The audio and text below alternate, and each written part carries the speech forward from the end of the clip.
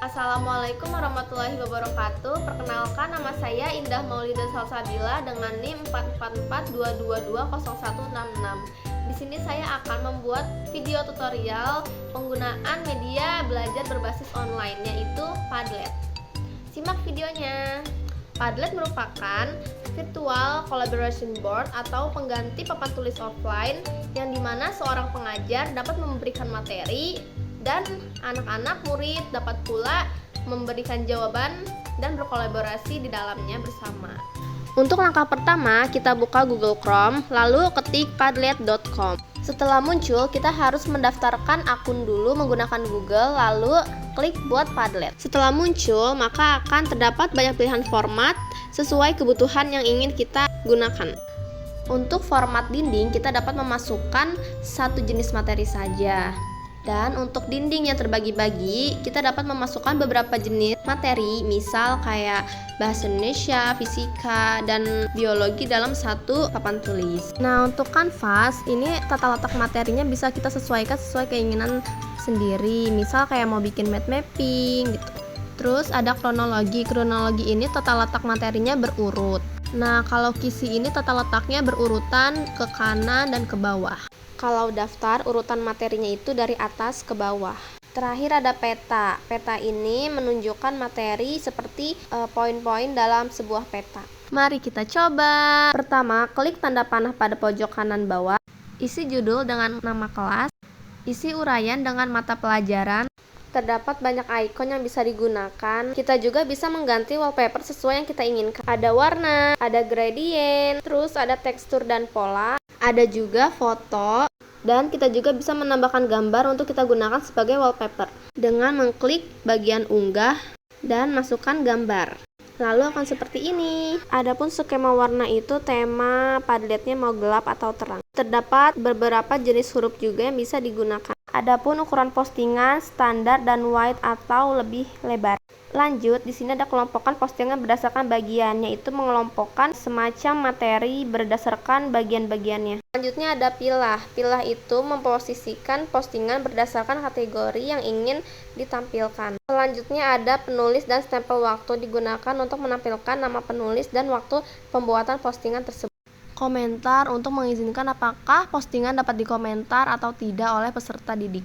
Di sini ada moderasi. Moderasi itu untuk memberikan izin apakah postingan dari anak peserta didik akan kita izinkan atau tidak. URL digunakan untuk membuat link untuk peserta didik memasuki Padlet. Langsung saja kita buat. Pada bagian 1, ganti nama dulu menjadi tugas 1. Lalu masukkan soal dengan cara mengklik tanda panah pada pojok kanan bawah. Setelah selesai, dilanjut dengan tugas kedua yang berbeda jenis. Dan untuk memasukkan gambar, kita bisa mengklik tanda titik 3 di dalam kolom, pilih unggah dan masukkan data, lalu klik simpan. Jika sudah, lanjut pada bagian 3, soal dengan jenis yang berbeda. Nah, sudah deh.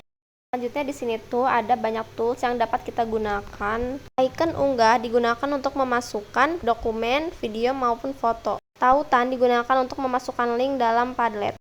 Kamera digunakan untuk mengambil foto secara langsung. Perekam video untuk merekam video secara langsung. Perekam audio untuk merekam suara secara langsung. Rekam layar digunakan untuk merekam layar Padlet pada saat kita sedang mengajar. Gambar digunakan untuk mencoret-coret seperti papan tulis pada umumnya. Jajak pendapat digunakan untuk pengambilan suara. Padlet juga dapat tersambung dengan Google Drive untuk mengarsipkan data. Pencarian gambar untuk mencari gambar secara online. GIF digunakan untuk mencari gambar bergerak secara online. Juga menyambung pada YouTube untuk mencari video secara online. Lanjut ada Spotify. Spotify ini bisa memasukkan lagu dari Spotify. Adapun pencarian web, di sini kita bisa mencari web secara online. Terakhir ada lokasi. Lokasi ini kita bisa memasukkan lokasi secara online. Nah, untuk melihat hasil yang sudah kita buat, kita bisa mengklik tanda titik 3 pada pojok kanan, lalu pilih tayangan salin dia. Maka akan muncul hasil dalam bentuk slide dari apa yang sudah kita buat. Dan untuk menyebarkan link Padlet yang sudah kita buat, kita dapat mengklik tanda titik 3 pada pojok kanan, lalu pilih icon sebar. Ini banyak pilihan untuk kita menyebarkan link Padlet yang sudah kita buat.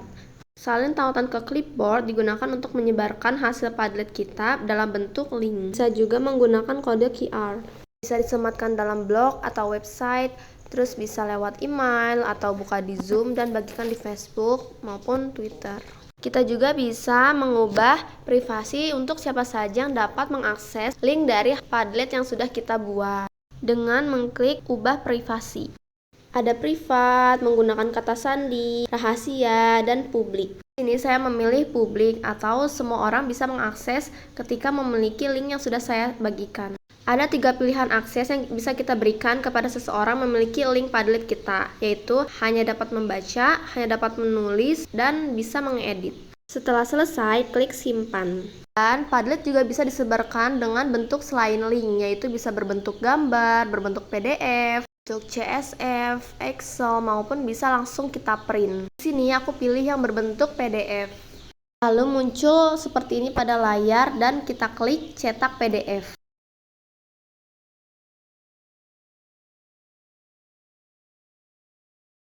Nah, hasilnya akan seperti ini dalam bentuk PDF. Sekian video tutorial dari saya. Semoga bermanfaat. Kurang lebihnya mohon maaf. Wassalamualaikum warahmatullahi wabarakatuh.